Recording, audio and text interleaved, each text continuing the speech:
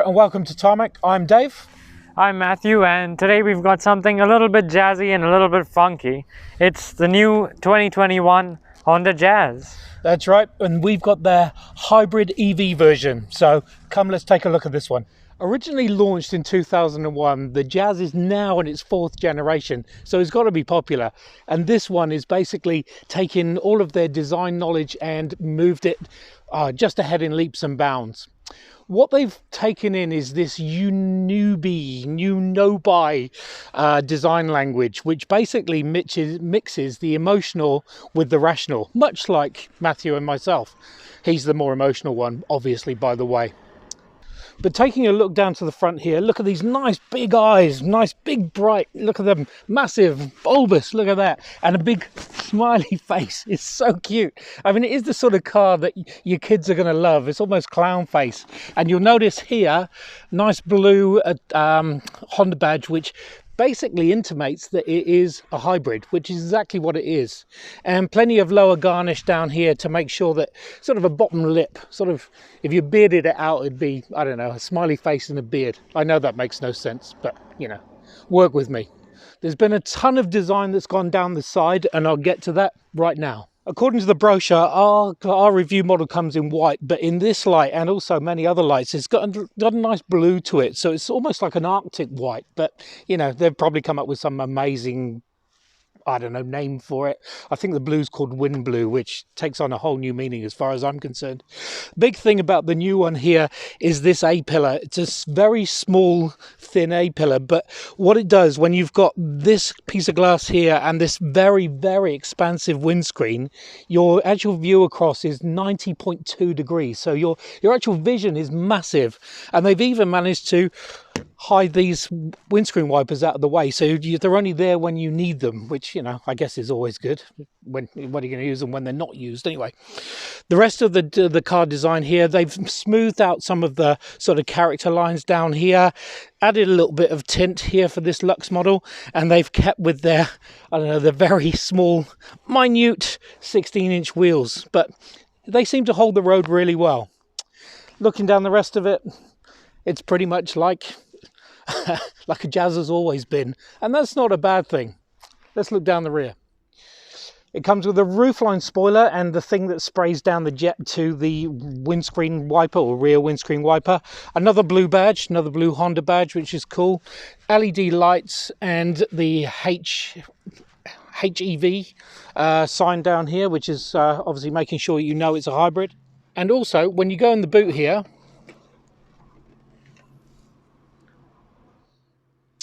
it's got 340 litres of boot space, which is obviously enough for your shopping. But look how low this lip is here. So it's up as far as my knee, which I have to say, not many things are my knee height, I'll tell you. Also, the reason why this sort of boot is so level here is because the fuel tank sits right underneath the driver. So, you know, I think it's quite nice to be sitting on a fuel tank when you're driving. Anyway, speaking of driving, let's have a look under the bonnet and see what's going on under there. Under here is one of the world's most advanced hybrid systems. It's a 1.5 litre petrol engine and 2 electric motors. What it gives you is 80 kilowatts of power, 253 newton meters of torque all up. 0 to 100 is actually in under 10 seconds, 9.5 for those that really want to know. And also it sips fuel, and I really mean sips fuel, at 2.8 litres per 100 kilometres. This thing is really, really efficient. Now about this advanced EV system, it's basically got 3 drive modes. You've got EV power, which obviously just uses battery to help drive the motor straight away.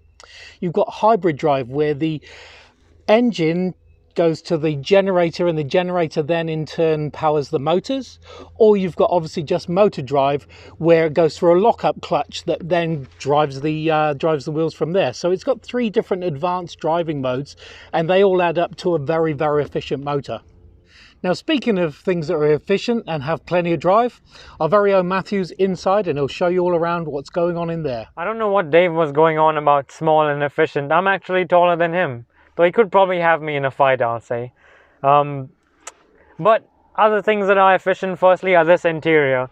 Now, you know that I'm a nerd about these sort of things and about organizing things in a certain way, and the Jazz certainly appeals to me in that sense for sure.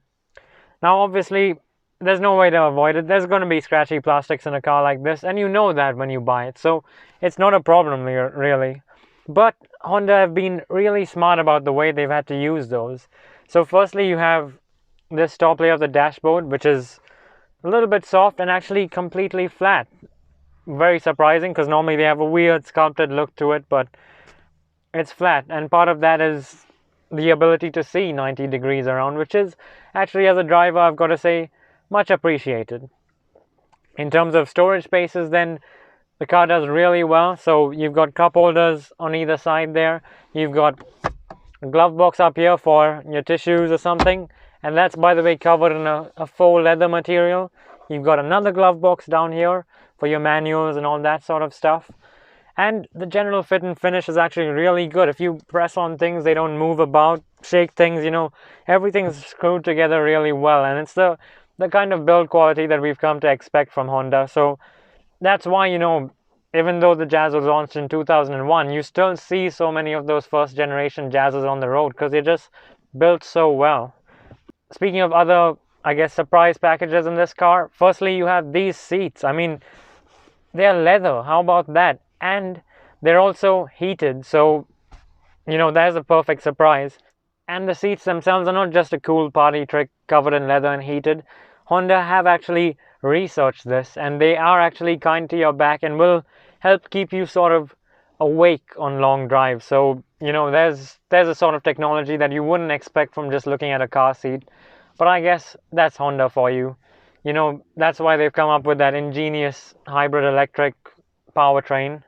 But not everything is, I guess, that well researched and that ingenious. For example, look at these in the middle. They're actually knobs, and you know what? I'm so glad to see them on a car in this sort of modern age. And what's even cooler is when you twist them, you get a really nice sound to it, a really reassuring sound, like you are actually doing something. You are actually, causing an action that'll put a reaction to you. It's very cool. In the middle here, you've got space for your phone. Even the biggest phone in the industry fits quite comfortably. You get 2 USB charging points there. You get a cigarette lighter there. And then you also get these white panel highlights in and around the cabin. So there's one over here surrounding this gear shifter, which is also covered in a bit of faux leather. So that's quite nice. You get another cup holder here, another storage cubby here, and of course, space under the armrest. So they really have thought about all the practicalities around this car.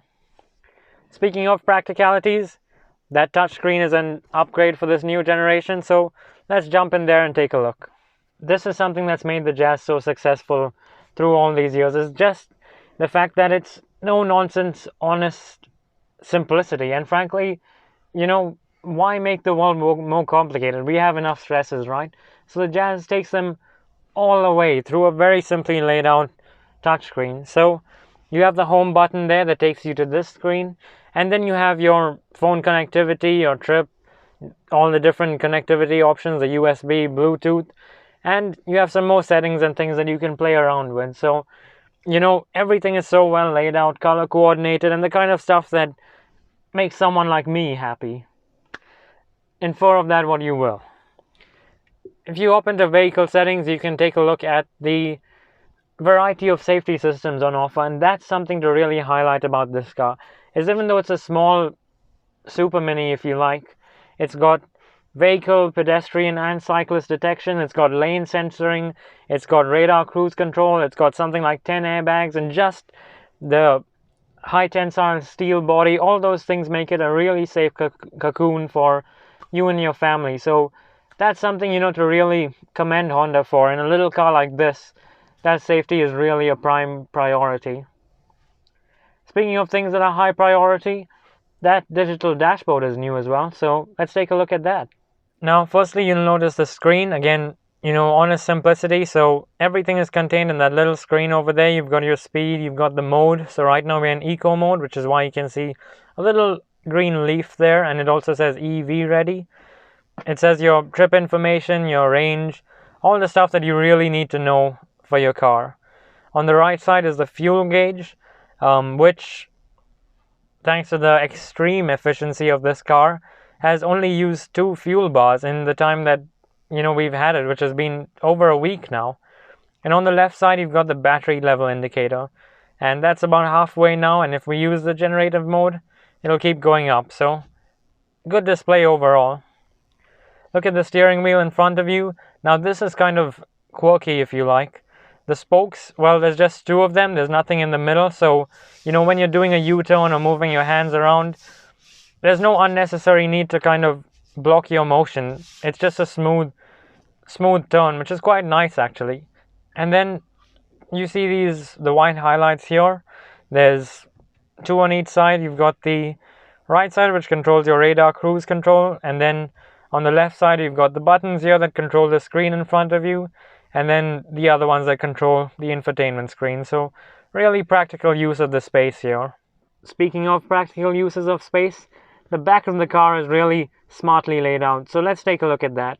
Now firstly, you'll notice I look quite small in the back here, and that's actually thanks to the Jazz's main party trick, which, damn Dave, he stole from me.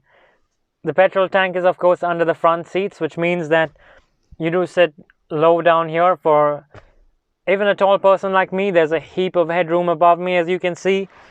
This seat as far back as it can go, plenty of knee room, and of course a ton of foot room too. And thanks to that fuel tank in the front, you get basically a flat floor here, and that means that you can get access to Honda Jazz's party trick, which is the 18-way foldable magic seats, which we'll show you in a time lapse now.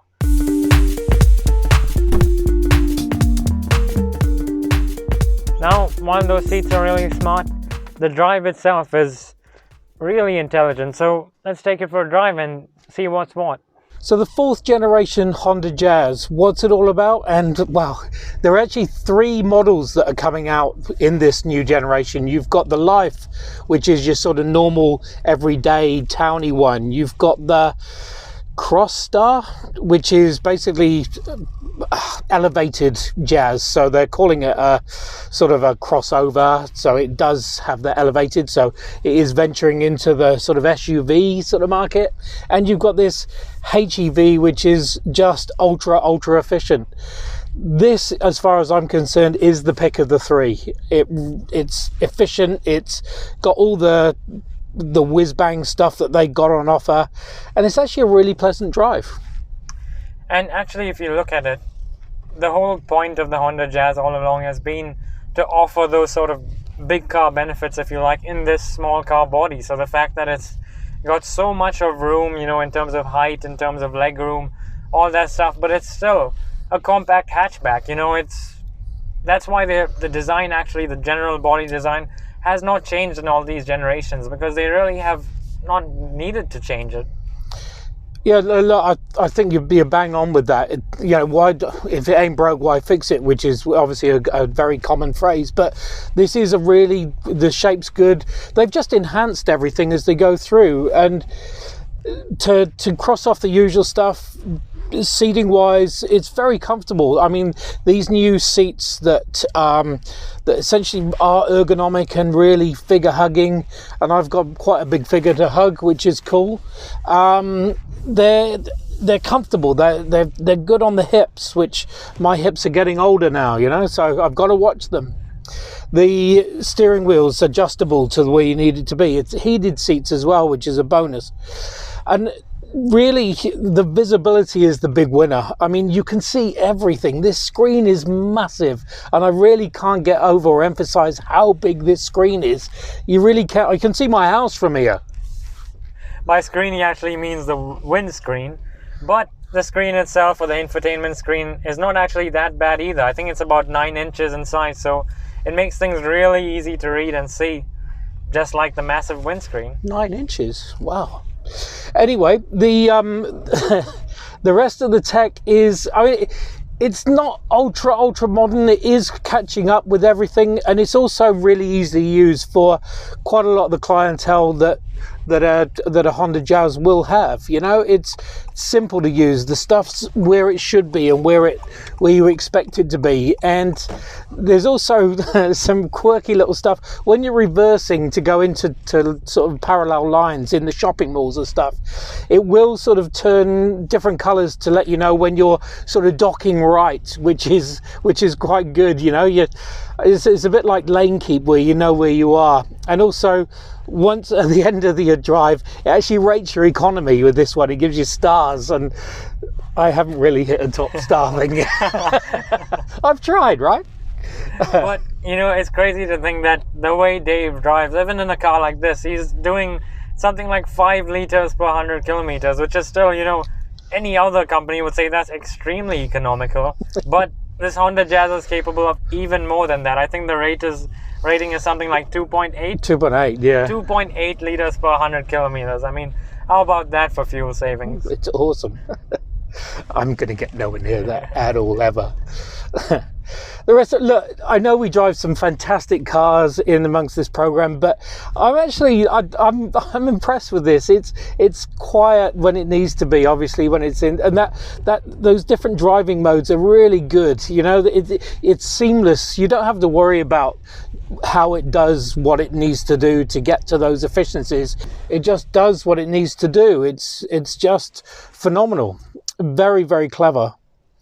And I mean, that's, you know, Honda's ingenuity at the end of the day. They are really, really good at making these engines and powertrain systems. And, you know, even though, for example, this car's got a CVT transmission, you never feel it unless you really are, you know, caning the car for acceleration, which is rarely in a Jazz. So, you know, it's seamless, that integration between the hybrid system and the petrol system and the generator and all those complicated things that Dave explained to you before. You don't know that is going on, frankly.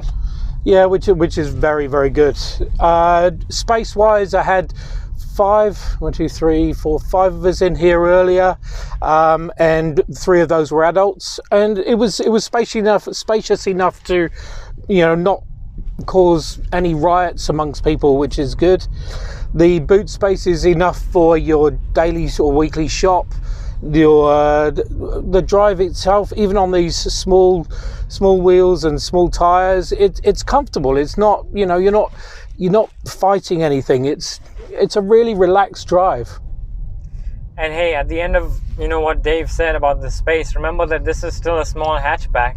It's not supposed to be able to do these things, but the Honda Jazz just does, and that's why it's still here, you know, after 20 years.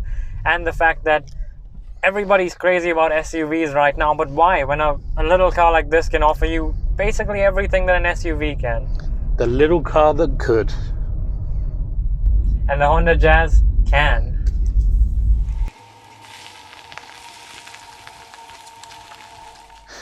So there you have it, the 4th generation Honda Jazz HEV.